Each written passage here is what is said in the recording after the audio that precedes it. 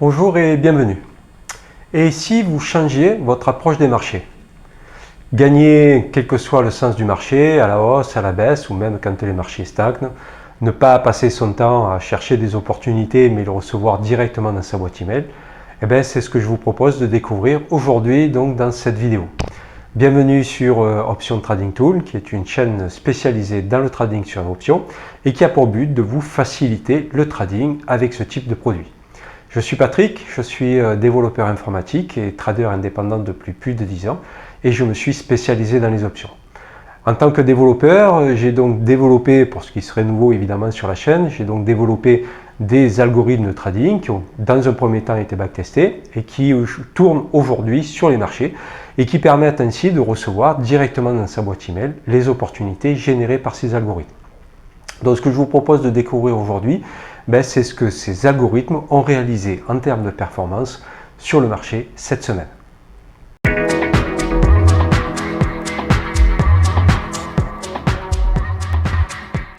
Donc pour ce qui est du contexte, au niveau du marché, nous avons ouvert lundi ici et nous avons clôturé ici. Donc on a connu une semaine totalement haussière et on peut le voir ici sur la bougie weekly, donc puisqu'on voit que la bougie est pour une bonne partie verte. On est à nouveau donc venu terminer la semaine sur les précédents sommets, donc voir ce qui va se passer dans la semaine qui va arriver, savoir si on va finalement casser ces sommets ou bien au contraire faire un double top et retracer à la baisse. Du côté du VIX et donc de la volatilité, on a le penchant à l'opposé, donc les choses sont plutôt cohérentes puisqu'on a ouvert lundi ici pour clôturer ici et donc on a passé la semaine à baisser et c'est ici qu'on peut également le voir puisqu'on a une bougie donc weekly qui est pour une bonne partie baissière, même si effectivement il y a deux petites ombres. Du côté des secteurs, donc fort rebond du basique matériel, communication et services également fort rebond sur la moyenne mobile et on a d'ailleurs cassé les sommets précédents. Au niveau du consumer cyclical également rebond donc sur la moyenne mobile haussière, donc il semblerait que là on soit en train de construire peut-être un range latéral à voir. Au niveau des consommateurs défensifs, on a également un rebond. Bon, malgré tout, ça reste baissier puisqu'on reste toujours sous sa moyenne mobile, mais en tout cas, il y a un rebond également sur le secteur. Au niveau de l'énergie, après avoir connu le fort rebond donc des semaines comme précédé, on a un léger petit retracement à la baisse. Au niveau des financières, un fort rebond, on est venu rejoindre les sommets précédents.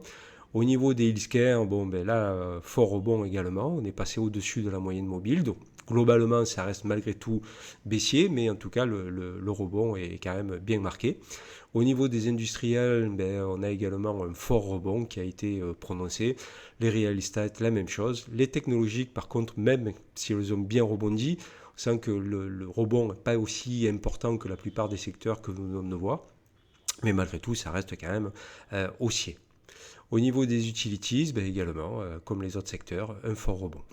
Donc on voit que tous les secteurs ont bien rebondi, ce qui laisse à penser que le marché soit globalement haussier.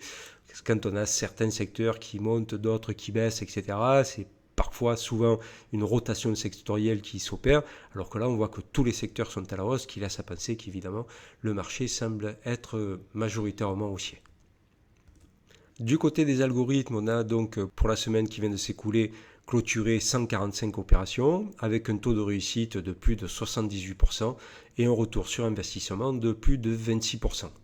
Donc on voit qu'au niveau de l'equity curve, la semaine a débuté, on va dire, sans tendance et plutôt dans le rouge pour à partir du milieu de la semaine partir largement à la hausse. Donc là on voit qu'on a au moins 90% de trades gagnants, voire même 100% de trades gagnants. Du côté donc des statistiques, on peut voir que les puts crédit spread donc, sont majoritaires en termes de trades qui ont été clôturés sur la semaine et qu'ils partagent donc avec les call debit spread 70%, plus de 70% de l'ensemble des trades qui ont été clôturés. Ce sont donc les call debit spread qui participent majoritairement aux pertes lorsqu'il y a des pertes et participent également à la majorité des gains parmi l'ensemble des gains réalisés par la totalité des stratégies. Donc on voit que les puts crédit spread participent quand même, quant à eux, à plus de 20% des gains, ce qui est quand même assez important. Et on peut d'ailleurs voir que la totalité des stratégies qui ont été clôturées sur la semaine sont des stratégies qui ont gagné. On voit donc du côté des secteurs que la majorité des secteurs a gagné. Seuls 2 secteurs, que sont les défensives et les communications, ont réalisé des pertes sur l'ensemble de la semaine. Au niveau donc de la distribution des trades par secteur, ce sont les techs donc, qui ont le plus grand nombre de trades, 31%, suivis par les communications, les ETF, les cycliques, etc. Du côté des taux de réussite, on voit que les strangle buy ont gagné dans plus de 83% des cas, avec en plus des gains qui sont approximativement égaux avec le niveau des pertes lorsqu'il y a des pertes. Donc forcément, ça traduit de manière globale en gain. Au niveau des call debit spread, on a à peu près 49%, donc on est à peu près à l'équilibre entre les nombres de trades gagnants et le nombre de trades perdants, puisqu'on a quasiment 49% donc de trades gagnants, mais par contre on voit qu'en termes de gains, là on est à plus de 163% de rendement sur les trades, donc ce qui évidemment est quand même très important. Au niveau des strangles, on a des taux de réussite de 75%, les iron condor short ont 100% de trades réussis, et au niveau des puts crédit spread, on a plus de 93% de taux de réussite. Donc évidemment, ça c'est dans la mesure où on a eu un marché haussier sur la semaine, ça se traduit également au travers de l'ensemble des stratégies et donc des algorithmes. Du côté des algorithmes, depuis la mise en production, donc à savoir depuis octobre 2023, nous avons donc clôturé 5295 opérations, 67%, quasiment 68% de taux de réussite et un retour sur investissement de plus de 192%, soit quasiment 93%. Donc là, on voit que la semaine qui a été bien positive a permis à l'equity curve de se redresser et donc de repartir à la hausse. Mais malgré tout, voilà, toujours le même constat. Et forcément, ça ne changera pas d'une semaine à l'autre.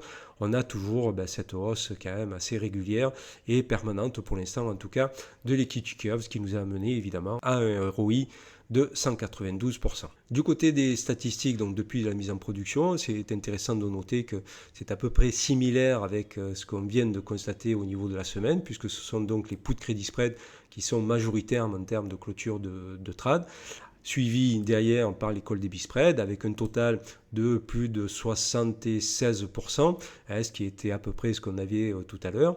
Au niveau de la participation, au niveau des pertes, ce sont les call debit spread qui sont majoritaires et ils le sont également au niveau de la participation des gains. Là où il y a une différence, c'est au niveau de l'ensemble des stratégies, puisque toutes les stratégies donc, que nous avions sur la semaine ont été gagnantes. Par contre, ici, on voit qu'il y a certaines stratégies qui sont perdantes, comme ici les iron condor short et les strangles qui sont très légèrement perdants. Quant au secteur, on voit que les secteurs sont majoritairement gagnants, à l'exception de 1, 2, 3, 4 secteurs qui, eux, sont perdants. Légèrement pour la plupart d'entre eux, un petit peu plus que les autres, mais sinon, la plupart des secteurs est gagnant.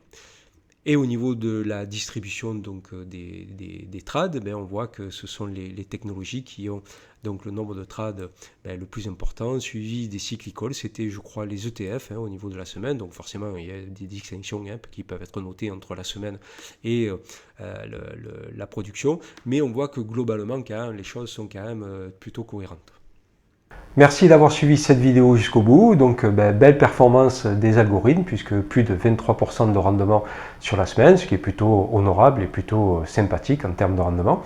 Donc, si vous souhaitez vous aussi profiter de ces algorithmes, vous avez un lien en description qui vous permettra de le faire. Vous aurez un mois gratuit, de sorte à ce que vous puissiez bien sûr les tester. Et pour éviter que vous ne perdiez de temps à la compréhension et à l'utilisation des outils que je mets justement à votre disposition, vous aurez également 1 heure de coaching gratuite durant laquelle vous pourrez me poser toutes les questions que vous souhaitez et je vous formerai à l'utilisation de ces outils. Donc à nouveau, merci beaucoup d'avoir suivi cette vidéo jusqu'au bout. Si vous avez des questions ou des commentaires, n'hésitez pas évidemment à les laisser, je me ferai un plaisir d'y répondre, à vous inscrire à la chaîne et à cliquer sur la petite cloche de notification pour être prévenu des prochaines vidéos que je mettrai en ligne et surtout ça aide les algorithmes à mieux référencer ma chaîne et donc du coup ça m'aide un petit peu et je vous en remercie par avance. À nouveau, merci donc d'avoir suivi cette vidéo jusqu'au bout. Et quant à moi, en tout cas, je l'espère, je vous dis à très bientôt.